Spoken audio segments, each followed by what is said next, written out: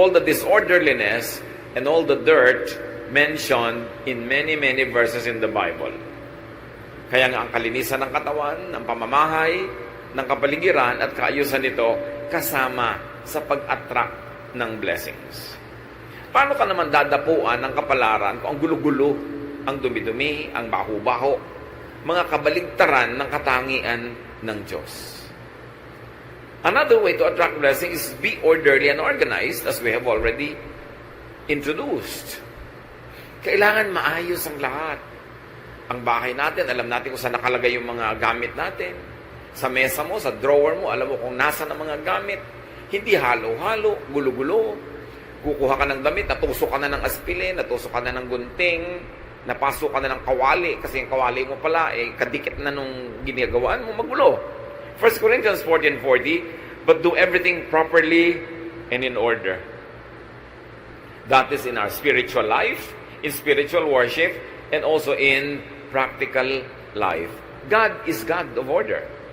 Hindi nagbubungguan ng mga planeta, may kanya-kanya silang speed, kanya-kanyang direksyon, kanya-kanyang tinatahak na landas.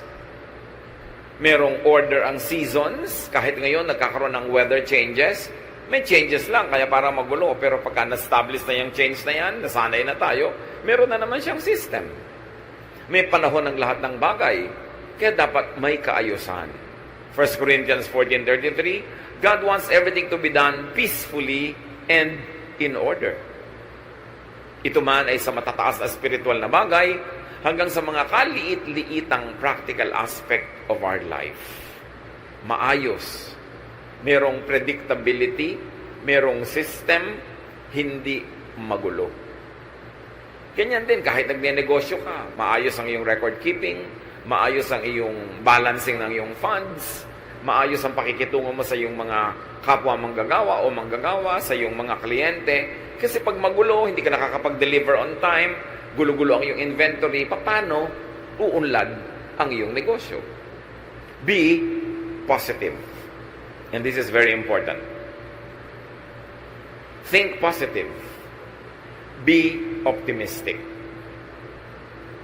Tuwing tayo'y nag-iisip ng negative, ng masama, ng nakakatakot, nakaka-discourage, tatandaan niyo mga kapatid, meron kayong option na yung kabaligtaran nun ang isipin. Na imbes na yung nakakatakot ang isipin niyo kapayapaan sa pananalig sa Panginoon. Imbes ng isipin mo ay yung nakaka-discourage, pwede ang isipin mo nakaka-encourage. Kung pwede mong isipin ang nakakalungkot, pwede mo rin isipin ang nakakasaya. Choice mo yan. Mark 11:24, everything you ask for in prayer will be yours, if you only have faith. This is full of meaning. Lahat daw ng hinihingi mo sa panalangin ay magiging sayo, mapapasayo, kung nananalig ka. Ang akala ng iba, ang prayer, yun lang inuusal ng bibig. Yung Lord, magpe-pray na po ako, ito na po ang prayer ko, amen, at yun ang prayer. That is verbalized prayer, only one of the many forms of prayer. But thoughts, words, and attitude are prayers too. Sa palagay nyo ba, kinaklasify ng langit yung prayer na sinasabi ng iyong bibig na merong ending na this I pray in Jesus' name? Inihihiwalay niya ba yon sa mga isipin na pumapasok sa iyong utak? Sa mga iba pang salitang namumutawi sa iyong labik at sa iyong ugali? Lahat yan, prayer. At sabi, di ba, pag hinihingi mo at naniniwala ka, ibibigay sa iyo. Kaya yung iba sabi ako, ang hirap ng pera. Mahirap ang kumita ng pera. Siguradong hirap yan sa pera. Kasi sinasabi niya, prayer yun. It is a statement of faith. Ano yung paniniwala mo? Na mahirap kumita ng pera. Di ba sabi, when you ask in faith, it will be given to you. Kaya pag sabi mo, naku, yung biyanan ko, wala nang hope yan. Yun nga nangyayari, nawawalan ng hope. Because that is your prayer. Pag lagi mo sasabihin, ang hirap ng buhay. Humihirap talaga ang buhay. Dapat nating malaman na ang prayer hindi lang yung minememorya ng iba at hindi lang yung magagandang mga pananalita. na may introduction na magpe-pray na tayo tapos ine-endan mo ng amen. Lahat ng tumatawid sa iyong isip, lahat ng lumalabas sa iyong bibig ay panalangin. Kaya pag sabi ko, wala na akong pag-asa, ganito lang ako, nagiging ganun ka talaga. Kasi yun ang hinihingi mo. And the greatest deception is people don't realize that they are always praying. And only when you think that way, will you realize that it is possible to pray without ceasing. Di ba sabi, pray without ceasing? Pwede ka ba namang hindi tumigil manalangin? Yes. Kasi pati ang iniisip mo, panalangin. Pati ang panaginip mo, panalangin. When it crosses your mind, it registers in heaven. Because we connect with God through our thought. Paano ba tayo kumukonect sa God? Through our hands? Kipag-holding hands ba tayo sa Diyos? Through our lips? Through our feet? No. Through our thoughts. And what you think of, get registered in heaven. And when you believe in what you are thinking of, therefore you believe in your prayer, it is given to you. That's why watch your thoughts. Minsan, sarili mong anak, sabi mo, itong anak ko na to, bobo to eh. Prayer mo yun. It is a statement of faith. Pag sasabi mo, wala naman lalaking faithful, hindi ganun nga mangyayari sa husband mo sa'yo kasi sinasabi mo na eh, pinagdadasal mo na. Bantayan natin ang mga pinagsasasabi natin kasi natutupad. That is the great and mysterious power of the spoken and the unspoken word. It happens. Kasi we were created in God's image. At pag ang Diyos inisip niya at sinabi niya, nangyayari. Pag sinabi niyang, let there be light, nagkakalight. Pag sinabi niyang, let waters and the earth separate, nangyayari. We were created in God's image. May kapangyarihan ang ating salita. That's why with every word you say, you either bless or curse your own life and others. Kaya dapat mag-isip.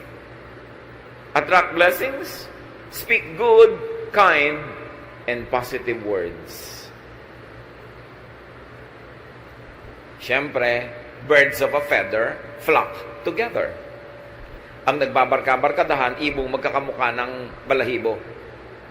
At ganoon din yun. Kung ang balahibo ng yung ibon ay puro negative, ang ma-attract niyang kabarkada, negative din. Pag kulang ng pananalig, yun ang ma-attract niya. Weakness, failure, fear, kasi magkakabarkada yun. Proverbs 16:24, kind words are like honey. They cheer you up and make you feel strong.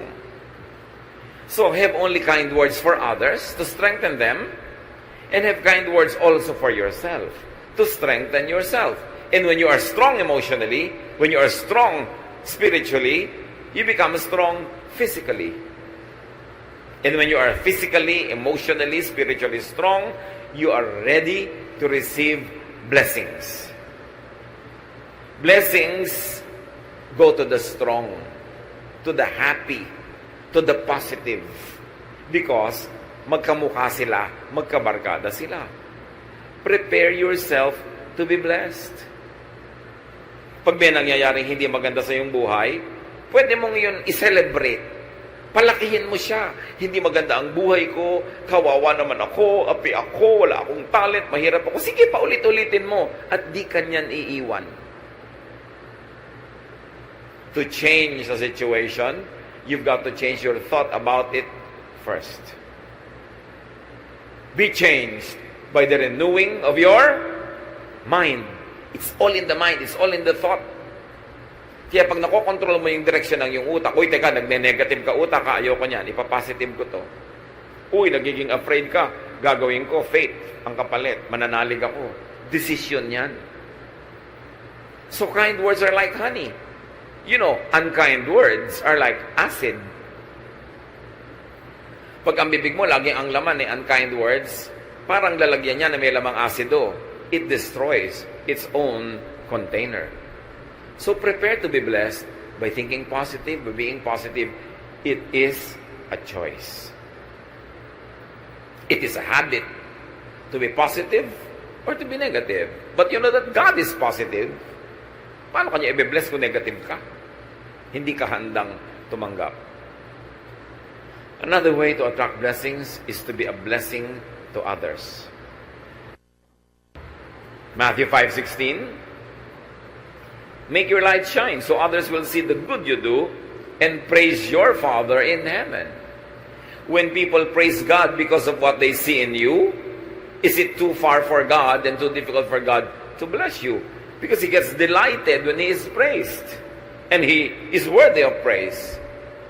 Pero kung napipintasan ng Diyos dahil sa iyo, alam mo na kung anong ina-attract mo na energy. Yung kasabihang talbog sa akin, dikit sa iyo. Pag blessing ka sa iba, tatalbog din yung blessing, didikit sa iyo. Pagka curse o sumpa ka sa iba, tatalbog yung sumpa, babalik sa iyo didikit. Because what you give is what you get. Ganun ang rule of life. What you give is what you get. So when you give blessings, anong ibibigay sa'yo ng kalangitan kundi blessings din? Kaya yung mga mararamot, yung mga mahilig na gumawa ng masama sa kapwa, manira, hindi nila alam, sarili nila ang magiging sira pagkatapos nun. Bumabalik at bumabalik sa atin parang boomerang ang lahat ng ating hinahagis. Kaya kung dumudura ka sa langit, sa mukha mo rin lalaglag ang iyong dura. Pagka nang aapi ka ng kapwa, may balik yon. Pag naninira ka, gumagawa ka ng masama, may balik yon. Kaya nakikita nyo ha, most of the time, yung mga chismosa, hirap sa buhay. At kung hindi man sila nahihirapan ngayon, baka bukas pa. Pero kadalasan, isipin nyo lahat ng chismosa ang kilala nyo sa buhay nyo. Mga hirap sa buhay. Kasi negative. Kasi laging naninira. You attract blessings, give. Be a giver of good things. Be generous with what you give. Proverbs 11:25, be generous and you will be prosperous. Help others and you will be helped. Napakadali namang maintindihan.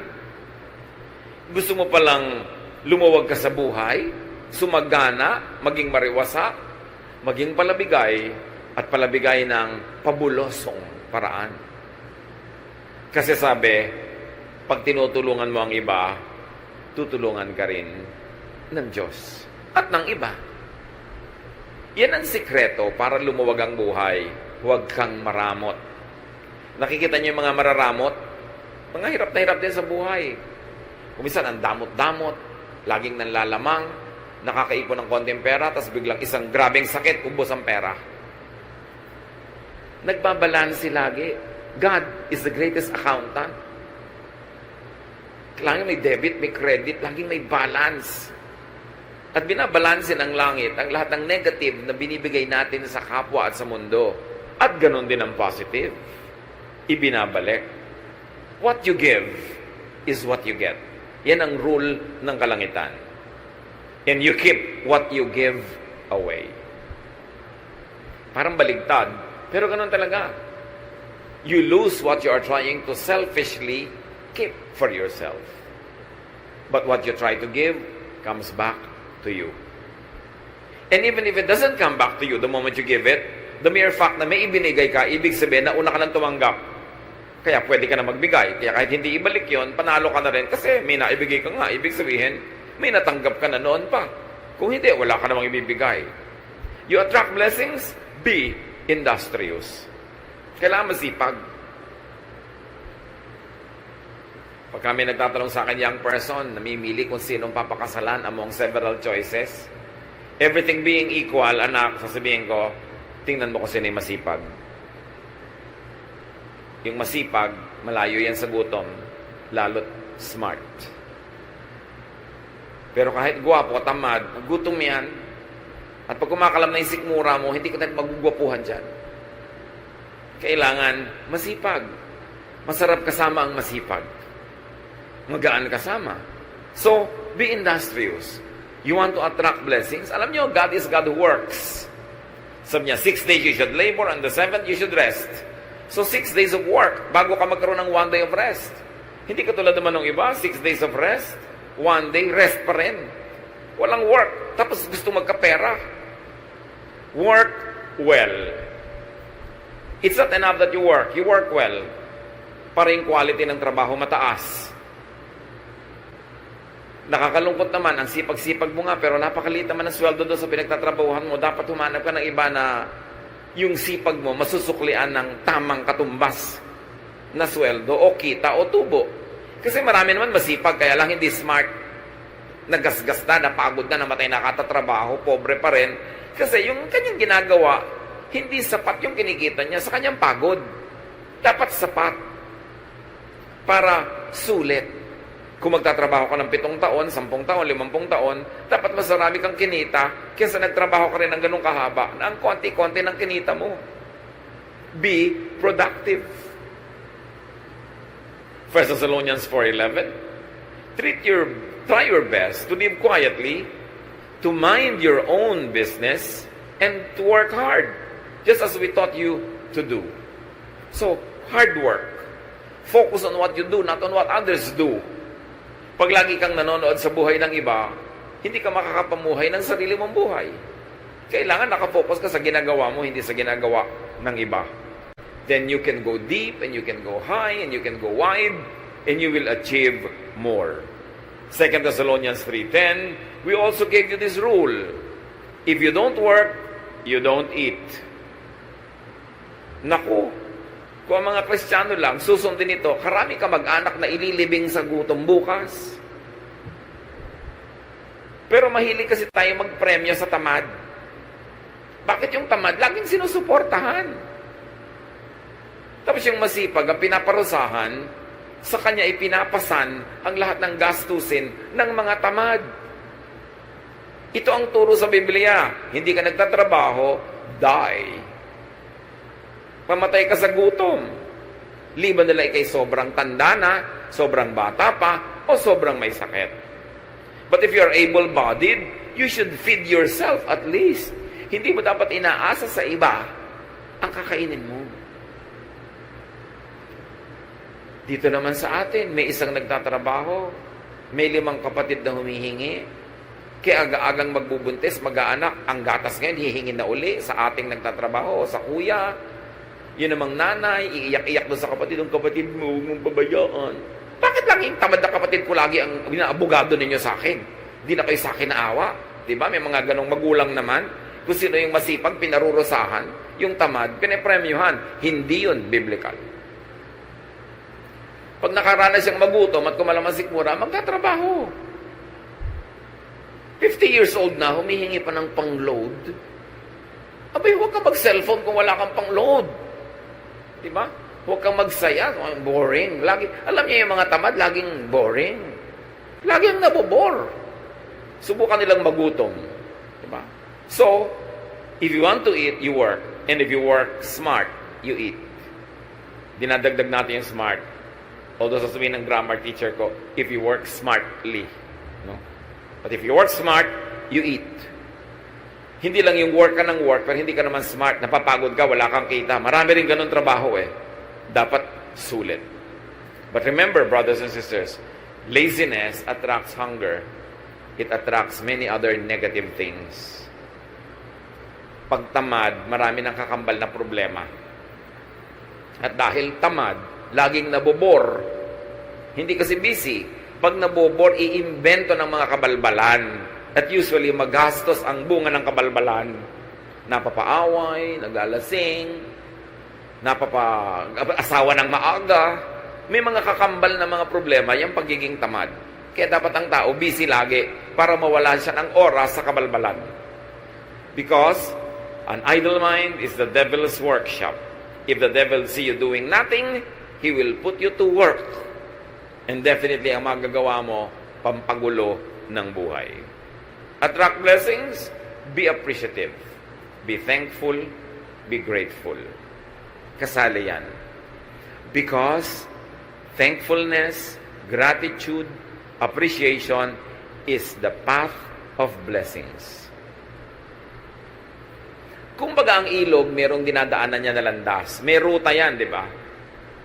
Ang gano'n din ang blessing, may ruta yan. Ang dadaanan niya, yung ang mga pangpang ay thankful, orderly, beautiful, grateful, positive, productive.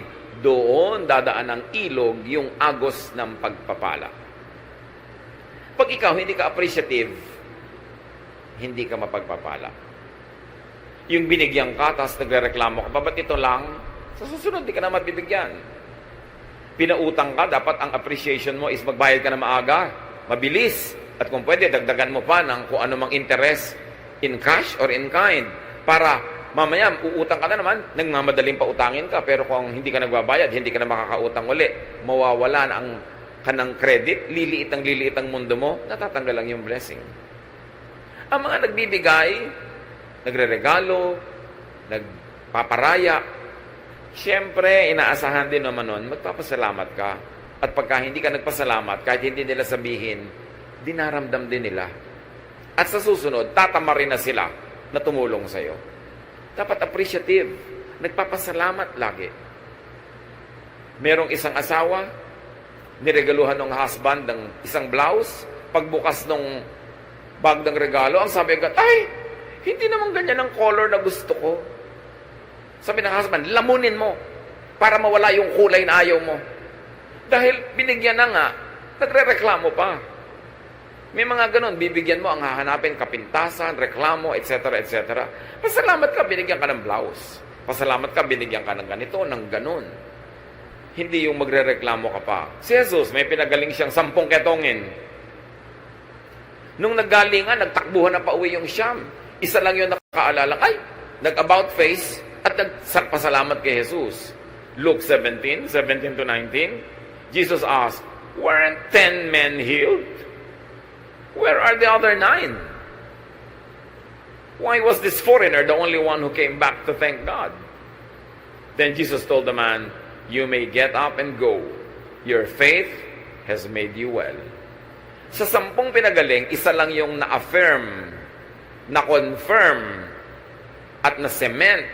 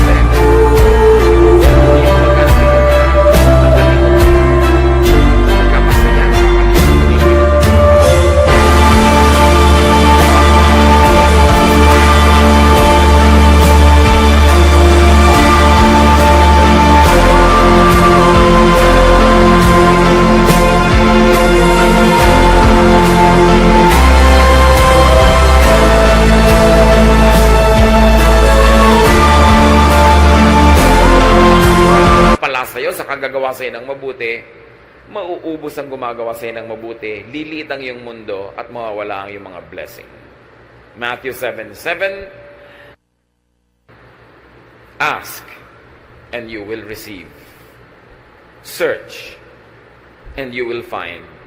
Knock and the door will be open to you. But remember, you ask, seek, and knock with your thoughts, with your words, with your actions. Lahat yan, prayer.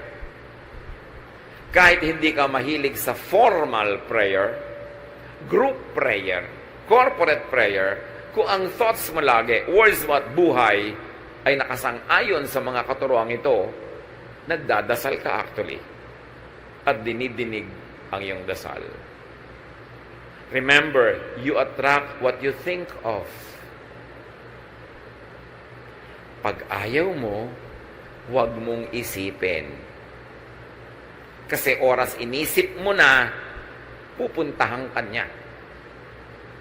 Ayaw mong matakot, huwag kang mag-isip ng nakakatakot. Huwag kang manood ng nakakatakot, huwag kang makinig ng nakakatakot. Kasi oras na pinapasok mo yan sa utak mo, hindi ka na niya lulubayan, lagi ka niyang tatakutin. Pagka ayaw mong ma-discourage, huwag ka makipagkwentuhan sa nakaka-discourage sa tao. Kung ayaw mong makaladkad ka sa mga gulo at chismis, huwag ka makipag-usap sa mahilig sa chismis. You attract what you think of. Kaya yung lagi mo iniisip, may sakit ka, natatakot ka, mamaya may sakit ka na nga. Isipin mong malusog ka. Because ang iniisip is a declaration of faith. And when you believe in it, it will happen. Ganun ka-powerful ang ating mind. Kasi mind of all our body parts, mind is the throne of God. Doon talaga nakatira ang Diyos. At yun ang inaagaw ni Satanas, yung mind mo rin. Gusto niyang tumira din siya doon para yung mga isipin niya, ang pumasok sa isip mo, yung mga pananakot niya, yung mga panggigipit niya, pagpapahirap niya, pag-aakit niya, utak ang pinag-aagawan. Kaya dapat iluklok natin sa ating utak ang Diyos. Hindi si Satan. Hindi mga negative, hindi mga nakakatakot, hindi mga nakakasira ng loob. You attract what you think of, you attract what you say. Watch your language. What you say will come true. And you attract what you do. Iyan ang mga prayer. Luke 6:38, give, and it will be given to you. A good measure, pressed down, shaken together, and running over, will be poured into your lap. For with the measure you use, it will be measured to you.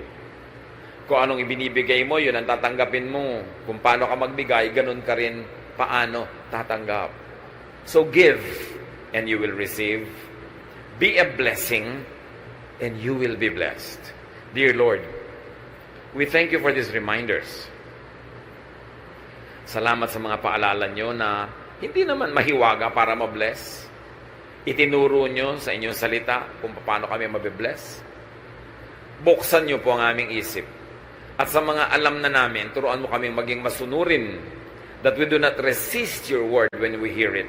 That today as we hear your word, we do not harden our hearts as in rebellion, kundi maging teachable kami. And we should be willing to change our ways, to change from negative to positive, from ungrateful to grateful, from unloving to loving, from unhappy to happy. Teach us, Lord, to pattern our thoughts after the thoughts of your Son, Jesus. Madisiplina namin ang aming isip at ang aming bibig at tumindig kami lumugar kung saan dumadaan ang agos ng iyong pagpapala. Pagbulay-bulayan natin ang mga ito, mga kapatid, kung paano i-apply sa ating personal life, meditate on it.